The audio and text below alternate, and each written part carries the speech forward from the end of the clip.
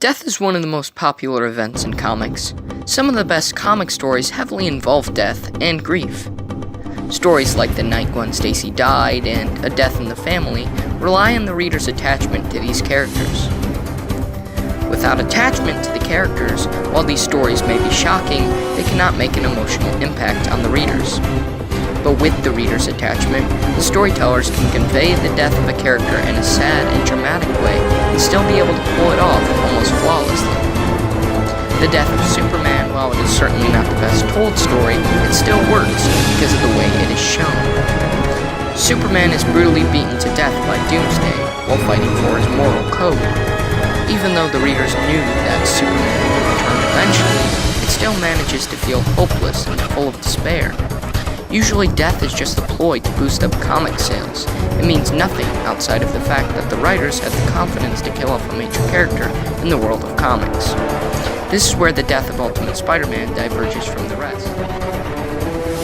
Spider-Man's death actually has a purpose within the story. It is to show that death comes at the most unexpected of times. Peter Parker is at the highest point in his life. His friends, Bobby Drake and Johnny Storm, are his roommates. He is the happiest he has ever been. Immediately after we see the state Peter is in, we also see the state that his worst rival, Norman Osborn, is in. The juxtaposition from Peter's happiness to Norman's bitter hatred of Peter for putting him in prison is brilliant. Peter has no idea the trouble he is going to be put in, and neither do the readers. They are both in the dark, wondering what is going to happen next. The readers are aware that at some point in the story, Spider-Man will die. Peter is doing great because he has finally learned how to clean up his act.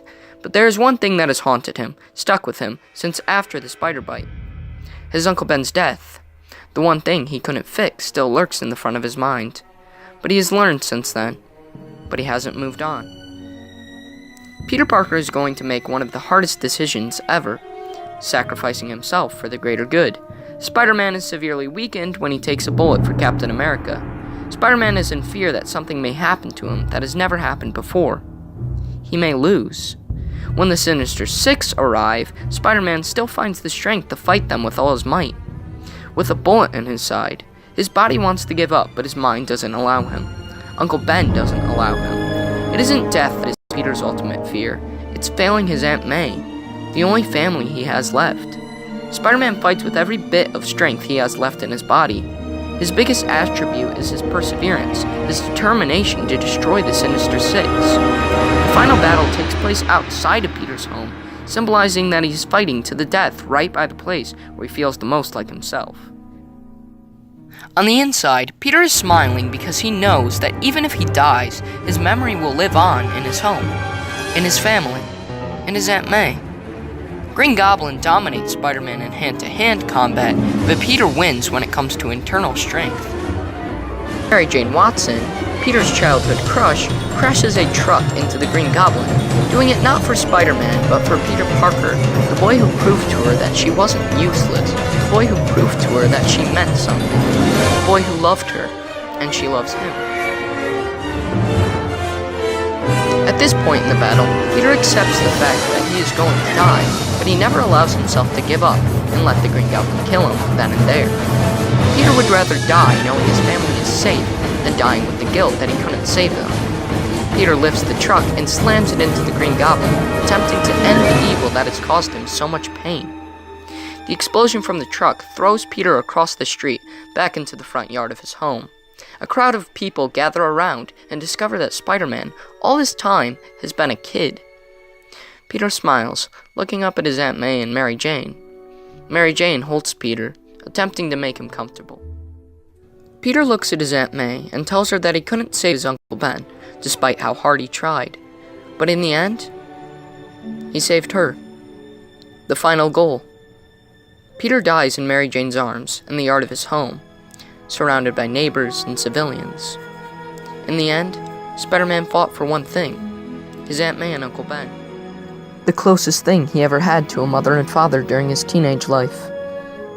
Peter Parker would rather die fighting for the greater good than live enjoying the evil that he fought to defeat. His Uncle Ben walks away with him, shoulder on shoulder, congratulating Peter on a life well lived. The greatest reward of all was fixing his worst mistake. Seeing his Uncle Ben one last time. After all, he devoted the rest of his life fighting for his lessons. Isn't it only fair that he gets to reunite with his teacher?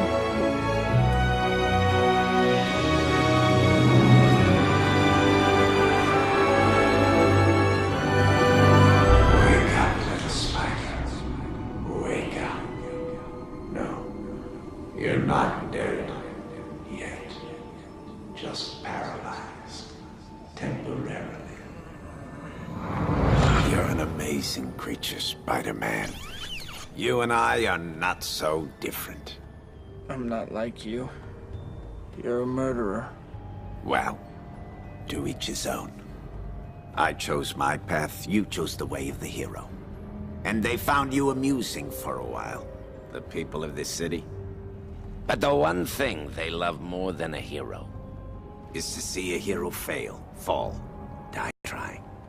In spite of everything you've done for them, eventually they will hate you. Why bother? Because it's right. Here's the real truth. There are 8 million people in this city, and those teeming masses exist for the sole purpose of lifting the few exceptional people onto their shoulders. You, me, we're exceptional. I could squash you like a bug right now, but I'm offering you a choice. Join me. Imagine what we could accomplish together. What we could create. Or we could destroy. Cause the deaths of countless innocents in selfish battle again and again and again until we're both dead. Is that what you want?